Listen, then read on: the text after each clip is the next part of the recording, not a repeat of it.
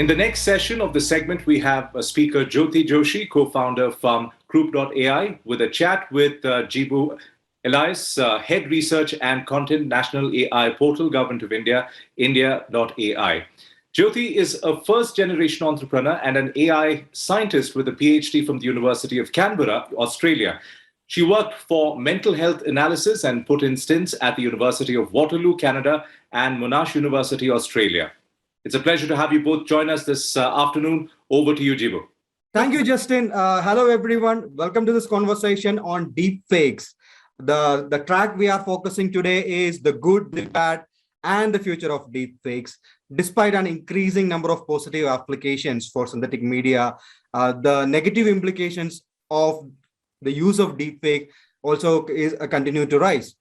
Now, no matter how troubling the negative use cases are, technologies such as synthetic media and deepfake are here to stay, and users will see a high rise in coming years. Now, thanks to this technology, the ability to use AI to create realistic simulations might even be a positive thing for us, as humanity going forward. So this session will help explore the positive applications and design considerations in many areas with regard to deepfakes.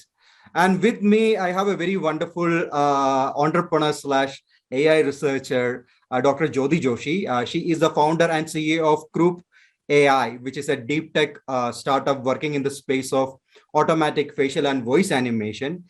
She's an entrepreneur and AI scientist with a PhD from University of Canberra, Australia. And she worked in many spaces, even mental health analysis.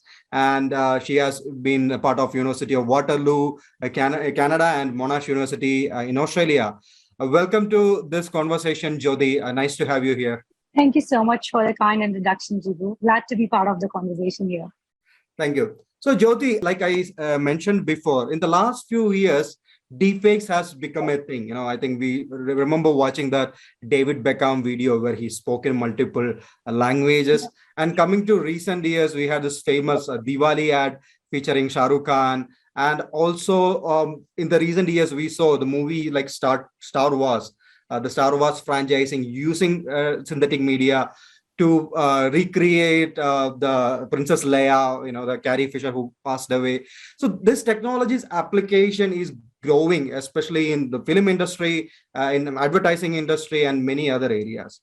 So, I mean, when we speak about synthetic media, the synthetic data, we will speak about, Unreal machines, Blender, or Houdini, and all the other things. But you being the expert, what is synthetic media, the recipe behind deepfakes? How is it transforming the media landscape? Right. So some fascinating examples that you just gave. And I'm glad that now people have started to become aware that how technology can be leveraged, specifically in entertainment sector, and things that traditionally used to take time, especially in content creation space. So it was very time consuming and expensive to create, and leveraging the technology that has come now, with the advent of neural nets, deep neural nets, now this has become much more accessible. So to put in simpler words, synthetic data is any fabricated data, content, media that is generated using artificial intelligence. Now, it could be literally of any form. It could be images, it could be voice, it could be text, it could be videos.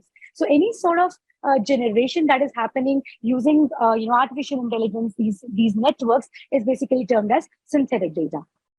So if I say synthetic data is some sort of data that mimics the real world patterns, generated through machine learning, that will be a more will that be a more accurate description of synthetic data? That's actually correct. So I'll try to put, in this, the terminology, the whole underlying technology, I want to bring that out in very simpler terms. So think of it this way, there's something called the system which is powering this is called generative adversarial networks. So now to understand this system, there are two major components. One is the generator. The other part is which is the detector part. Now, the generator, the process is to generate data, and the discriminator or detector is to figure out whether this is generated content or real content. To give an example, think of it that there's a student who's learning painting. So painter student is my generator, and there's a teacher who's assessing the work. So now the task of student is that he has gone to his museum, looked at amazing work of some renowned painter, and is trying to recreate that. So his job is to create that painting as close to real as it was. So it's going to do that task, give it, pass it on to the next component. And the task of the teacher or my discriminator is to figure out the mistakes, the errors in there. And then it sends it back. These are the things that you have to fix to make it even more close to the real time. And that's how the process of generation keeps on happening to kind of make it really real. So I think synthetic data, as you mentioned, we mentioned before, its applications go beyond content creation or marketing or media, right? I mean, in my reading, I have learned that especially related to computer vision and self-driving cars, right? The synthetic data can be used to create these RGB images, segmentation maps, depth images, stereo pairs, as LiDAR and infrared images, right? So these kind of synthetic data images and videos are typically, as you mentioned, they were used by creating GAN, which is a contribution of Ian Goodfellow, if I'm correct. So, but now when we spoke about any technology, any AI related technology, we generally speak about the overall impact it will create.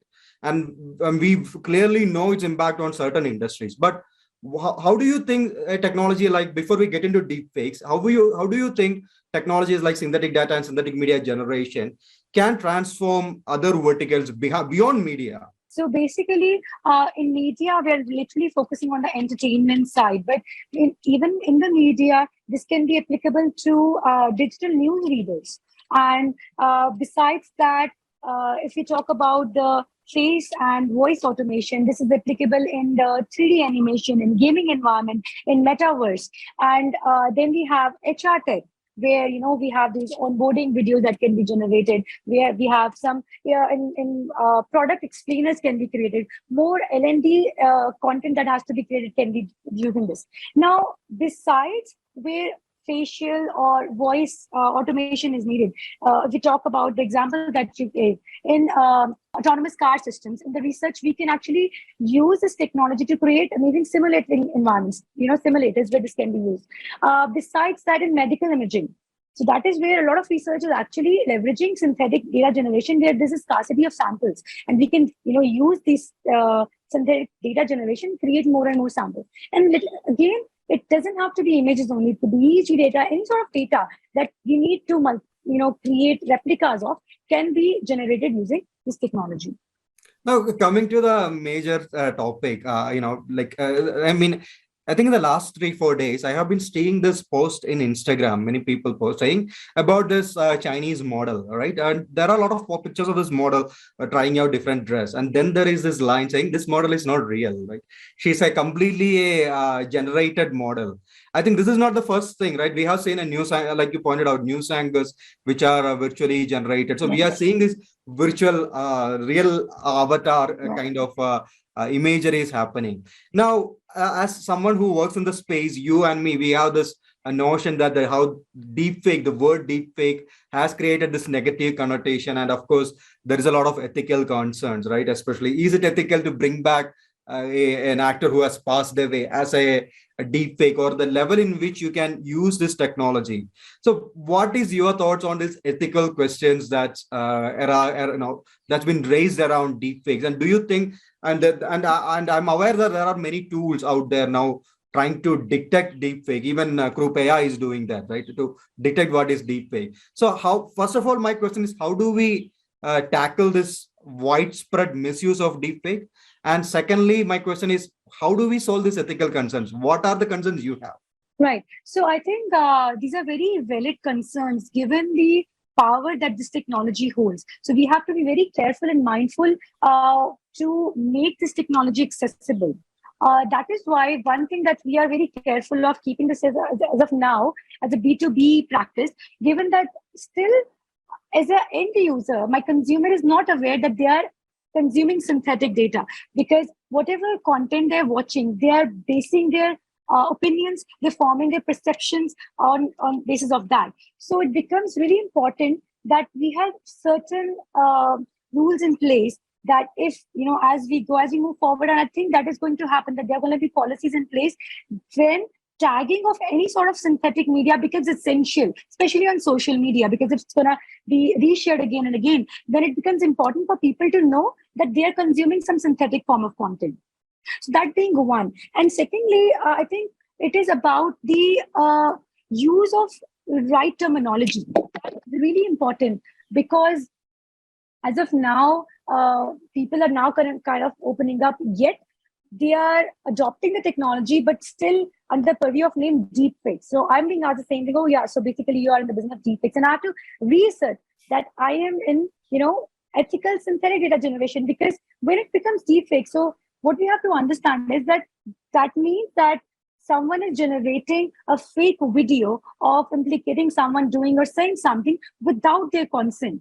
So consent becomes really important, and that's one practice that we should be very mindful, and we should be doing that whenever I'm powering any sort of synthetic data, I have due permission from the person who is being represented in that particular video. So that being one particular thing. Secondly, as a AI scientist working in the space, it's like we feel like obligated to kind of provide means to the users, to organizations, so that they have tools to check the validity of the content. So they have created something, whether it's fake or real, or whether, even a part of that has been manipulated. So tools like what we have to offer can actually help them to figure out where and when the manipulation occurs. So, Jyoti, something that came to my mind when we were discussing this is, I think technologies like the medium technologies. First, this was audio, radio, tape recorder, the audio. Then we moved to video, and so this technology has always been crucial, especially for journalists or anyone in fighting against corruption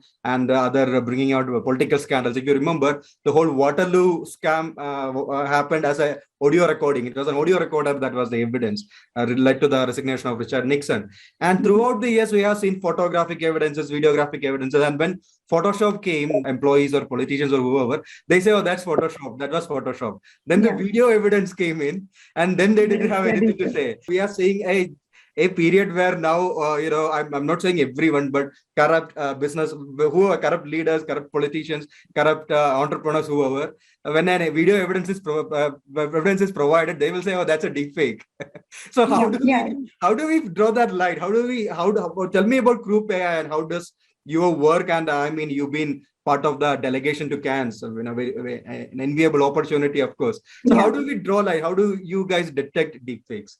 No, this is a very good question. And actually, so certainly detection side is even more crucial, and something that has to be done even more carefully. So what we have been doing at Kroop is that we are trying to figure out that even whether subtle changes are being done, that our detector is able to pick that up and can then, give certain probability whether a video is fake or real. So it is happening in chunks. It is telling where exactly in a particular frame the manipulation could have happened. So that is how we kind of powering it up. But now there doesn't really exist any sort of benchmarking. In research, there are certain, publicly available data set across which we have kind of benchmarked our detector as well, and we kind of are one of the state-of-the-art performance. However, when it comes to newer content that is being used as an evidence, what I'm trying to say that there are no policies as such in place, or there are no certifications as such in place which certify that, okay, this is the benchmark of saying that this is fake or not fake, or, so that part is still missing, and that is where the policies and legislations has to kind of come in play. I think we are heading to an interesting phase in our times where these kind of technologies is going to make a significant impact. There are some news reports reporting Ukraine war and all, who regularly use footages from video games. It's a mistake that happens, but these footages are so real, right, that it is difficult for even seasoned journalists to realize whether it's a footage from a video game or a footage from the real war zone. So we are in this very, to an extent, I will say, a scary phase. Like we said, synthetic data generation is a technology with, it's a double edge technology. So how do you see this technology progressing in the coming years? Before I answer the progress part, I want to say that, specifically something that is not visible to our naked eyes, that is what the algorithm can pick up. Because something that is synthetically generated, purely synthetically generated, that is what their signatures left in it. And that is what my detector is trained to do. It's going to tell you that this is computer generated and this is real. So that is where the distinction lies, and which is going to be really helpful for financial sectors or even in journalism, where you have to validate whether it's real or not. It kind of comes in handy, and especially going forward on the detection side, what I foresee that on the financial sector, where any sort of biometric validation has to happen, that is where it becomes very a key to integrate some sort of deepfake detector to figure out that whatever input is being given is not synthetically generated but real. Now, moving forward, how we kind of see it progressing, I think it is just the beginning of synthetic media's adoption, and it is just going to explode as we kind of see it being adopted across different sectors. So, be it entertainment only, in 3D animation, generating content in multiple languages, increasing the content footprint, and so forth. So, this is just the beginning of how currently we kind of create content, how the engagement could be much more with the leveraging synthetic media, either by personalizing the content or by generating that in different language. It's just going to change the entire narrative. It was such a pleasure talking to you, Jyoti. It was very insightful and informative. And to be honest, I got a heart attack when you said biometrics and deepfakes. It was quite shocking to learn that the areas in which this technology can go and develop and go forward. So thank you very much, Jyoti, for this wonderful conversation, and thank you everyone who joined us. Back to you, Justin. Thank you so much to the both of you. Thank you, Jyoti and Jibu, for such an insightful and interactional session explaining to us deepfakes and synthetic data. Well, I do hope this learning brings a lot of awareness to our audience as well.